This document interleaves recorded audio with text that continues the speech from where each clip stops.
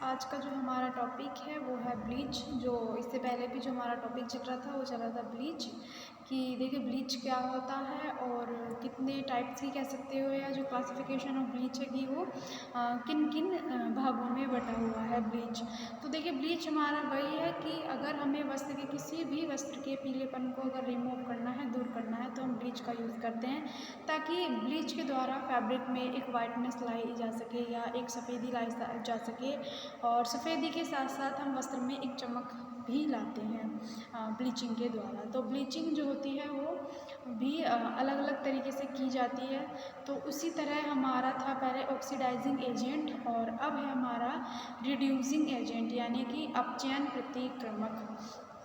तो वनस्पति तंतुओं के अतिरिक्त अन्य सभी जंतुओं के वस्त्रों को विरंजित करने के लिए अपचयन प्रतिक्रमक काफ़ी लाभकारी होते हैं।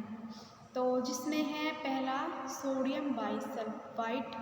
यह एक मृदु अपचयन प्रतिक्रमक है, और जब यह वस्त्र के संपर्क में आता है तो सल्फर डाइऑक्साइड स्वतंत्र हो जाती है और धब्बे में से ऑक्सीजन खींचकर दाग को क्या करती है, वो रिमूव कर देती है, यानी दाग को जमा से साफ कर देती है। तो ये तो होता है हमारा कि सोडियम बाइसल्फेट,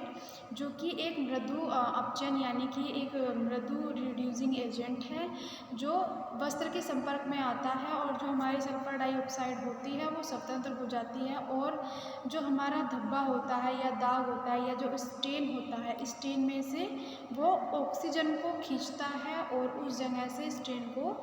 रिमूव कर देता है, यानी इसको साफ कर देता है। उसके बाद आता है हमारा सोडियम हाइड्रोसल्फाइड। यह एक मुख्य अपचयन विरंजक है। यह ऊन व रेशमी वस्त्रों के लिए अच्छा रहता है, क्योंकि जो ऊन और रेशमी यानी कि जो हमारा सिल्क वस्त्र होते हैं वो हमारे प्रोटीन रिच फाइबर्स की कैटेगरी में आते हैं, उनसे बने फैब्रिक की कैटेगरी में आते हैं। तो ये एक अच्छा एजेंट है ऊन और रेशमी वस्त्रों के लिए। तो जब यह दाग धब्बे पर जब यह दाग या जो हमारा स्ट्रेन है या जो हमारे धब्बे पर लगता है, तो धब्बे की ऑक्सीजन को खींचता है और क्या करता है, धब्बे को जो धब्बे की ऑक्सीजन होती है, ऑक्सीजन को अलग हो जाने से क्या होता है कि अन्य तत्व भी जो होते हैं वो हट जाते हैं, यानी जो वे विघटित हो जाते हैं और धब्बा वस्त्र पर से हट जाता है। तो इसी तरह हमारे दो तरह के एजेंट होते हैं ब्लीच में भी, एक होता है हमारा ऑक्सीडाइजिंग एजेंट और एक होता है हमारा रिड्यूसिंग एजेंट। तो जो ये हमारे एजेंट हैं यहाँ पे कंप्लीट हो चुके हैं। अब आता है कि जो हम ब्लीच का यूज़ करते हैं, तो ब्लीच के यूज़ से हमें क्या लाभ हो सकता है, और यानी कि क्या एडवांटेजेस होती हैं ब्लीच के यूज़ से। और जब हम किसी भी चीज़ की एडवांटेजेस होती है तो उसमें कहीं ना कहीं इसकी डिसएडवांटेजेस भी होती हैं फाइबर्स में या फैब्रिक में। तो अब है इसकी ब्लीच से लाभ यानी एडवांटेजेस ऑफ ब्लीच,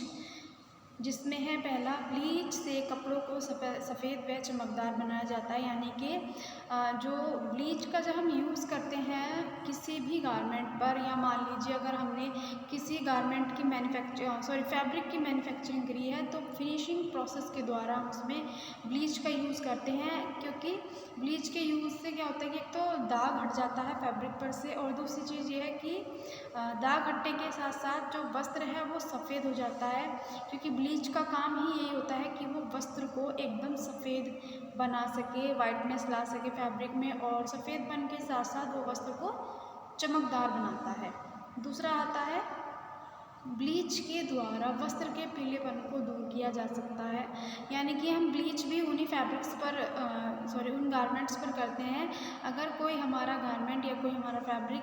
वाइट से पीला पड़ गया है, तो ब्लीच के द्वारा हम उस पीलेपन को रिमूव कर सकते हैं, यानी उस पीलेपन को उस फैब्रिक में से हटा सकते हैं या दूर कर सकते हैं, और जो फैब्रिक है या जो गारमेंट है वो उस वस्त्र में एक सफ़ेदी और ताजगी लाई जाती है।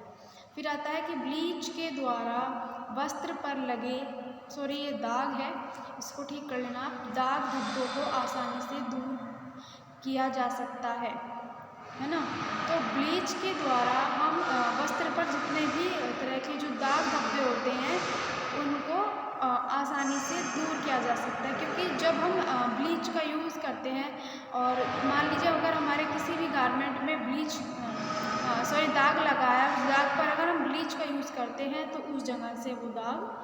हट जाता है और जो हमारा वस्त्र है वो एकदम साफ हो जाता है। फिर आता है लास्ट, वस्त्र पर लगे पेंट के दाग को ब्लीच के द्वारा आसानी से हटाया जा सकता है। क्योंकि देखिए कई बार हमारे जो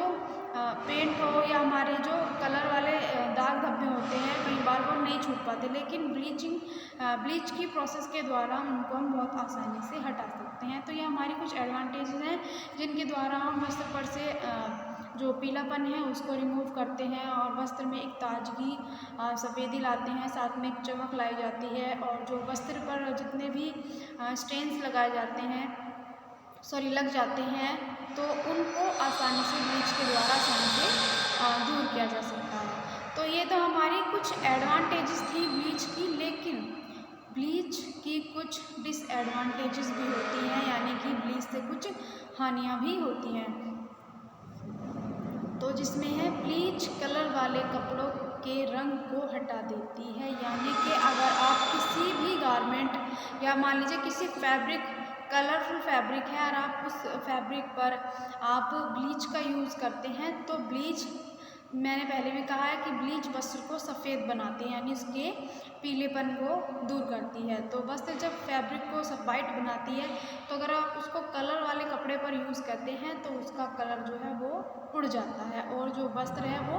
वस्त्र को सफ़ेद बना देता है, जिससे वस्त्र का सारा रंग वस्त्र पर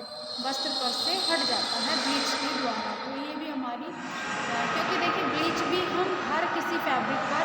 अप्लाई नहीं कर सकते, क्योंकि ब्लीच भी हम कुछ ही फैब्रिक्स पर अच्छे से कर सकते हैं। फिर आती है सेकंड, ब्लीच हाथों के लिए नुकसानदायक होती है, यह हाथों को हानि पहुंचाती है। यानी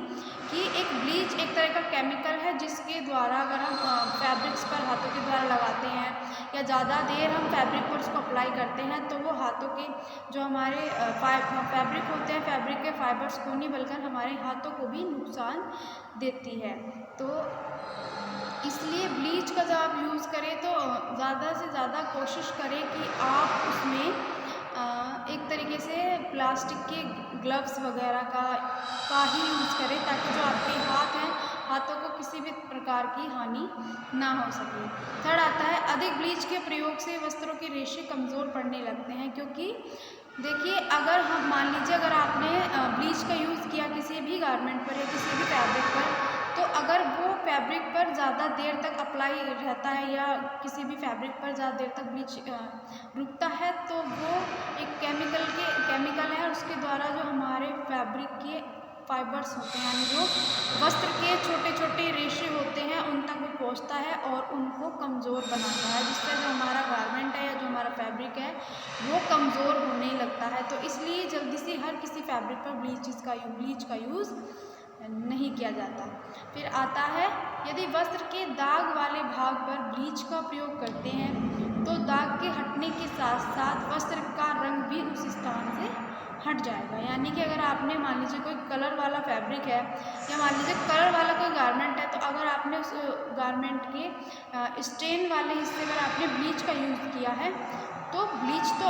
आपका जो स्टेन है वो तो रिमूव हो जाएगा बहुत आसानी से, लेकिन आपका जो स्टेन है, स्टेन रिमूव होने के साथ साथ आपका जो फैब्रिक पर जो कलर है वो भी स्टेन के साथ साथ उड़ जाता है ब्लीच के यूज़ के द्वारा। तो इसलिए ब्लीच का यूज़ या ब्लीच की एक हानि ये भी है कि जिस भी हिस्से पर या जिस भी गारमेंट में हम ब्लीच का यूज़ करते हैं, अगर वो गारमेंट या वो फैब्रिक कलर वाला है तो उसका कलर बहुत एकदम आसानी से उड़ जाता है। तो इसलिए सबसे पहली चीज़ ये होती है कि अगर ब्लीच हम किसी भी गारमेंट में या किसी भी स्टेन को रिमूव करने के लिए या किसी भी फैब्रिक में अगर हम ब्लीच का यूज़ करते हैं तो कोशिश ये की जाती है कि जब भी हमने फैब्रिक पर ब्लीच यूज़ किया है तो उसको अगर हमारा मान लीजिए अगर कोई स्टेन रिमूव करना है, स्टेन अगर हमारा रिमूव हो जाता है तो तुरंत उसको हमें सादे पानी से फैब्रिक को